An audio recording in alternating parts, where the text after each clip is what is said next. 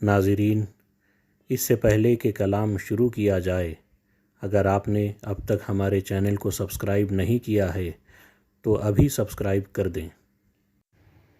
الفاظ اور معانی۔ محرم، عورت کا وہ رشتہ جس سے پردہ کرنا واجب نہیں، مثلاً باپ، حقیقی بھائی، بیٹا، اور دوسرے معنی ہے رازداں۔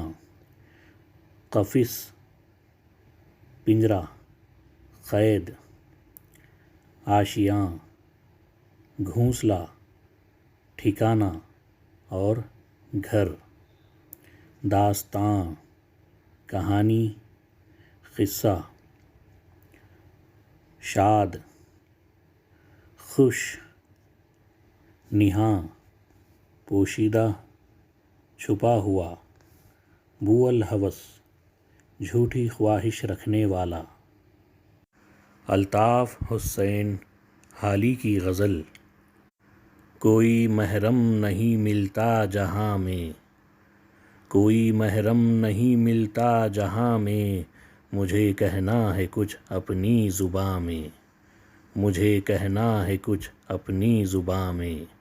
قفس میں جی نہیں لگتا کسی طرح، قفس میں جی نہیں لگتا کسی طرح، لگا دو آگ کوئی آشیاں میں، لگا دو آگ کوئی آشیاں میں۔ کوئی دن بو الہوس بھی شاد ہو لیں، کوئی دن بو الہوس بھی شاد ہو لیں، دھرا کیا ہے اشارات نہاں میں، دھرا کیا ہے اشارات نہاں میں۔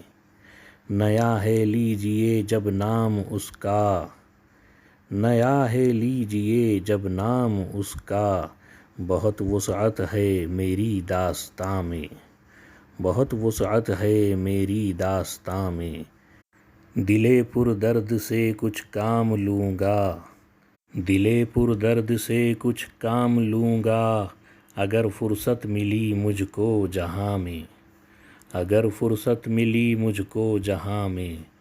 بہت جی خوش ہوا حالی سے مل کر، بہت جی خوش ہوا حالی سے مل کر، ابھی کچھ لوگ باقی ہے جہاں میں، ابھی کچھ لوگ باقی ہیں جہاں میں۔ غزل کی تشریح۔ پہلا شعر۔ کوئی محرم نہیں ملتا جہاں میں، مجھے کہنا ہے کچھ اپنی زباں میں۔ اس شعر میں الطاف حسین حالی کہتے ہیں کہ ان کے احساسات اور جذبات کو سمجھنے والا کوئی نظر نہیں آ رہا ہے، اور اس بھری دنیا میں کوئی ان کا محرم یا رازداں نہیں ہے جو ان کی زبان حال کو سمجھ سکے، اس لیے وہ اس بھری دنیا میں اپنے آپ کو تنہا محسوس کرتے ہیں۔ دانشور اور عقل مند کی بات جب عام طور پر نہ سمجھی جائے تو اسے تنہائی کا احساس ہوتا ہے، اور حالی کو بھی ایسے ہی حالات کا سامنا کرنا پڑا۔ قفس میں جی نہیں لگتا کسی طرح، لگا دو آگ کوئی آشیاں میں۔ اس شعر میں حالی اپنے آپ کو ایک ایسے پرندے سے تشبیہ دیتے ہیں جسے چمن سے جدا کر کے ایک پنجرے میں بند کر دیا گیا ہو۔ اب اس کو اسی پنجرے میں زندگی گزارنی ہے، اور وہ کوشش کرتا ہے کہ کسی طرح پنجرے میں جی بہل جائے، لیکن اس کے دل میں آشیاں کی یاد اب بھی باقی ہے، اور اسی کی یاد میں وہ بے چین ہے۔ حالی غم کے عالم میں کہتے ہیں کہ کوئی ان کے آشیاں کو آگ لگا دے، تب انہیں یقین ہو جائے گا کہ آشیاں جل چکا ہے، پھر قید کی زندگی چین سے گزرے گی، یعنی جب تک آشیاں کے وجود کا علم ہے، قید نہیں بھاتی یا غربت اچھی نہیں لگتی۔ کوئی دن بو الہوس بھی شاد ہو لیں، کوئی دن بو الہوس بھی شاد ہو لیں، دھرا کیا ہے اشارات نہاں میں۔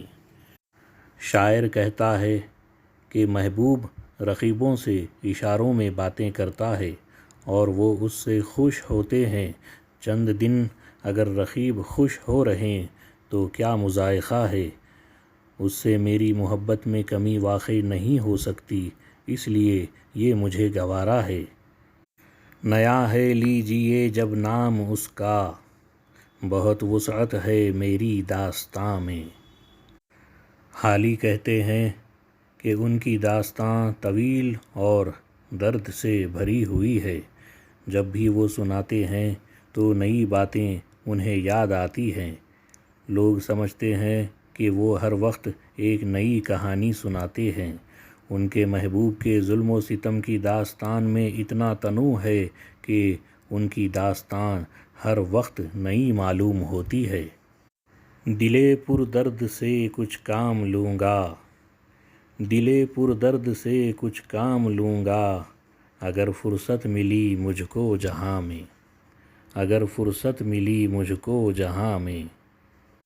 اس شعر میں حالی کہتے ہیں کہ خدا نے انہیں ایک درد مند دل عطا کیا ہے جس میں اپنے اور انسانیت کے دکھ درد کو محسوس کرنے کی صلاحیت موجود ہے۔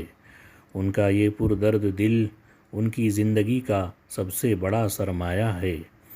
اگر خدا نے انہیں فرصت دی تو وہ اپنے درد مند دل سے کچھ کام لیں گے اور وہ انسانیت کے دکھ اور آلام کو منظر عام پر لانے کی کوشش بھی کریں گے۔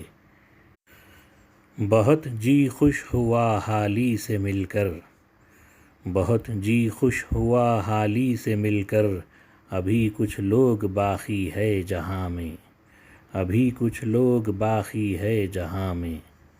اس شعر میں حالی بظاہر خود اپنا ذکر کر رہے ہیں، لیکن یہ ایک ایسا شعر ہے جو اکثر اوقات کسی قابل قدر انسان یا بزرگ سے ملنے کے بعد ہمارے ذہن میں تازہ ہو جاتا ہے اور ہم محسوس کرتے ہیں کہ دنیا میں ایسے پاکیزہ فطرت انسان موجود ہیں۔